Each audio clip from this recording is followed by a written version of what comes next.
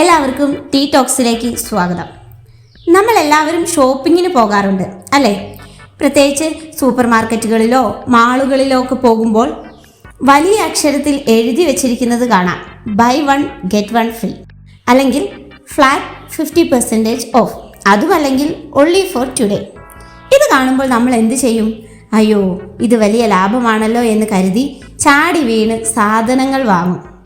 എന്നാൽ സത്യത്തിൽ നമ്മൾ പണം ലാഭിക്കുകയാണോ അതോ കമ്പനികൾ നമ്മളെ കൊണ്ട് നിർബന്ധിച്ച് പണം ചിലവാക്കിക്കുകയാണോ? ഇന്നത്തെ വീഡിയോ ഈ ഡിസ്കൗണ്ട് സൈക്കോളജിയെ കുറിച്ചാണ്. ആദ്യത്തെ കാര്യം, ഫ്രീ എന്ന വാക്കാണ്. മനഃശാസ്ത്രപരമായി മനുഷ്യർക്ക് ഏറ്റവും പ്രിയപ്പെട്ട വാക്കാണിത്.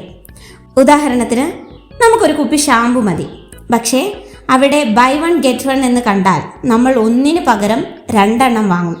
ഫ്രീ കിട്ടുമല്ലോ എന്ന് കരുതി നമ്മൾ അധികം പണം ചിലവാക്കുന്നു. സത്യത്തിൽ നമുക്ക് ആ 2ാമത്തെ കുപ്പിയുടെ ആവശ്യമുണ്ടായിരുന്നോ? ഇല്ല എന്നതാണ് സത്യം. മറ്റൊരു തന്ത്രമാണ് ആങ്കർ പ്രൈസിങ്. ഒരു സാധനത്തിന്റെ വില 1000 രൂപ എന്ന് വെട്ടിയിട്ട് താഴെ 500 രൂപ എന്ന് എഴുതിയാൽ നമുക്കത് വലിയ ലാഭമായി തോന്നും. എന്നാൽ സത്യത്തിൽ ആ സാധനത്തിന്റെ യഥാർത്ഥ വില ഒരുപക്ഷെ 400 രൂപ മാത്രമായിരിക്കും.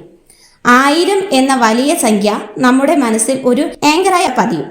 അതുകൊണ്ട് 500 എന്നത് നമുക്ക് കുറഞ്ഞ വിലയായി അനുഭവപ്പെടും. മറ്റൊന്നാണ്, ഈ ഓഫർ ഇന്ന് രാത്രി വരെ മാത്രം, അല്ലെങ്കിൽ ഇനി 2 പീസുകൾ മാത്രം ബാക്കി. ഇത് കാണുമ്പോൾ നമ്മുടെ ഉള്ളിൽ ഒരു പേടി വരും, ഈ ലാഭം നഷ്ടപ്പെടുമോ എന്ന്. ഇതിനെയാണ് FOMO, that means fear of missing out എന്ന് പറയുന്നത്. ചിന്തിക്കാൻ സമയം നൽകാതെ നമ്മളെ കൊണ്ട് പെട്ടെന്ന് തീരുമാനമെടുപ്പിക്കലാണ് ഇവരുടെ ലക്ഷ്യം. അപ്പോൾ നമുക്ക് എങ്ങനെ ഈ കെണിയിൽ പെടാതിരിക്കാം? അതിന് കുറച്ച് ടിപ്സ് ഉണ്ട്. ഒന്ന്, ലിസ്റ്റ് ഉണ്ടാക്കുക. അതായത് കടയിൽ പോകുന്നതിന് മുമ്പ് ആവശ്യമുള്ള സാധനങ്ങളുടെ ലിസ്റ്റ് തയ്യാറാക്കുക. ലിസ്റ്റിൽ ഇല്ലാത്തത് ഓഫർ കണ്ടാലും വാങ്ങാതിരിക്കുക.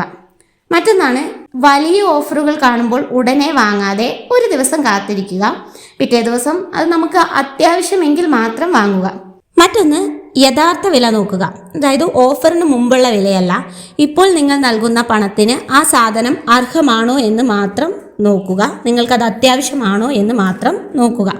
ഓഫറുകൾ എപ്പോഴും ചീത്തയാണെന്നല്ല ഞാൻ പറയുന്നത്, പക്ഷേ നമ്മുടെ ആവശ്യങ്ങൾ അറിഞ്ഞു മാത്രം ഷോപ്പിംഗ് നടത്തുക. ഈ വീഡിയോ നിങ്ങൾക്ക് ഉപകാരപ്പെട്ടെങ്കിൽ ലൈക്ക് ചെയ്യാനും ഷെയർ ചെയ്യാനും മറക്കരുത്. അടുത്ത വീഡിയോയിൽ മറ്റൊരു രസകരമായ വിശകലനവുമായി വീണ്ടും കാണാം. താങ്ക്